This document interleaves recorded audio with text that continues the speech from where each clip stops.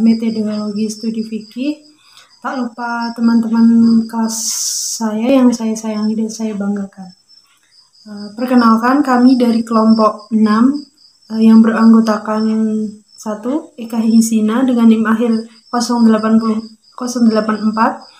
Saya sendiri Dian Aryasta Putri Bestari dengan NIM akhir 098 dan Muhammad Misbahul Huda dengan NIM akhir 099. Kami di sini akan memaparkan materi yang berjudul Pendekatan Psikologi dalam Studi Islam. Untuk materi yang pertama akan saya sendiri jelaskan pengertian dari pendekatan psikologi studi Islam. Pendekatan psikologi dalam studi Islam yaitu usaha untuk memperoleh sisi ilmiah dari aspek-aspek batin pengamalan keagamaan. Karena dalam ajaran agama sering kita menemukan istilah-istilah yang menggambarkan sikap batin seseorang. Dengan ilmu jiwa ini, selain kita mengetahui tingkat keagamaan yang dihayati dan diamalkan seorang, juga dapat digunakan sebagai alat untuk memasukkan agama ke dalam jiwa seorang sesuai dengan tingkatan usia seseorang. Kemudian yaitu perkembangan dari pendekatan psikologi dalam studi Islam. Perkembangan psikologi dalam Islam terjadi pada pertengahan abad ke-9 Masehi. Pada para sarjana Islam melakukan kajian-kajian tentang psikologi yang diilhami oleh ide-ide Al-Quran. Tokoh-tokoh seperti Al-Laqitni, Al-Farabi, Ibnu Sina, Ibnu Maskawih, Al-Razi, kelompok Ikhwan Al-Syafa, Ibnu Tawif, dan Ibnu Majah dan Ibnu Rusyad yang mengusulkan aliran psikologi dengan pendekatan falsafi. Macam-macam pendekatan psikologi ada 3. Yang pertama, pendekatan struktural, yang kedua, pendekatan fungsional, dan yang ketiga, pendekatan psikoanalisis. Pendekatan struktural. Teori ini menyatakan bahwa pengalaman mental yang kompleks itu sebenarnya adalah struktur yang terdiri atas keadaan mental yang sederhana. Mereka bekerja atas dasar premis bahwa bidang usaha psikologi itu terutama adalah menyelidiki struktur kesadaran dan mengembangkan hukum-hukum pembentukannya. Pendekatan mereka yang pertama adalah dengan analisis introspeksi.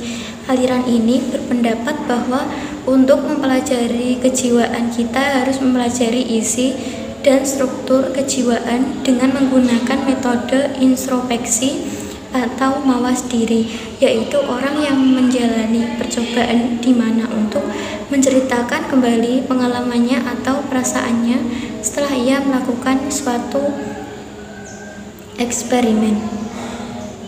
Yang kedua adalah pendekatan fungsional, di mana pendekatan fungsional adalah pendekatan yang lebih menekankan pada apa tujuan dan fungsi dari pengalaman mental untuk menyesuaikan diri terhadap lingkungan sekitar. Fungsionalisme adalah suatu tendensi dalam psikologi yang menyatakan bahwa pikiran, proses mental, persepsi, indrawi, dan emosi adalah adaptasi organisme biologi sebagai suatu jenis psikologi yang menggarisbawahi fungsi-fungsi dan bukan hanya fakta-fakta dari fenomena mental. Pendekatan ini dilakukan untuk mempelajari bagaimana agama dapat berpengaruh pada tingkah laku individu di dalam kehidupannya. Problematika, kelemahan, dan kelebihan pendekatan psikologis. Kelemahan. Teori-teori ini banyak dikembangkan di negara-negara barat yang mayoritas penduduknya adalah non-muslim. Teori-teori inilah yang kemudian diadopsi ke dalam psikologi agama yang digunakan dalam mengkaji studi Islam.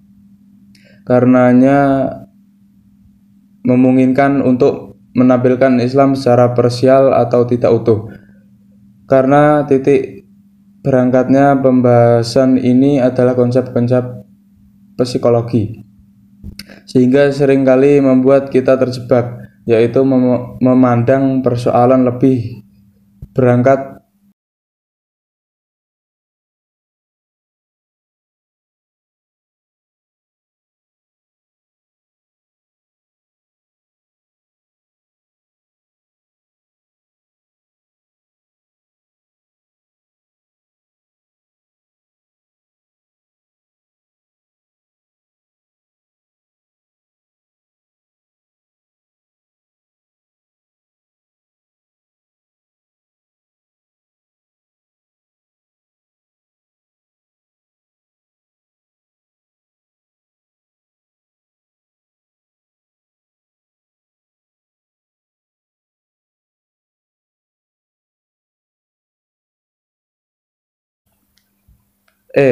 Contoh pendekatan psikologi. Orang yang meresapi dalam membaca dan memahami Al-Quran, hatinya akan tergerak untuk mewujudkan perilaku menjadi lebih baik dalam kepribadiannya. Saat meresapi ayat-ayat Al-Quran, ia akan menjadi tenang hatinya.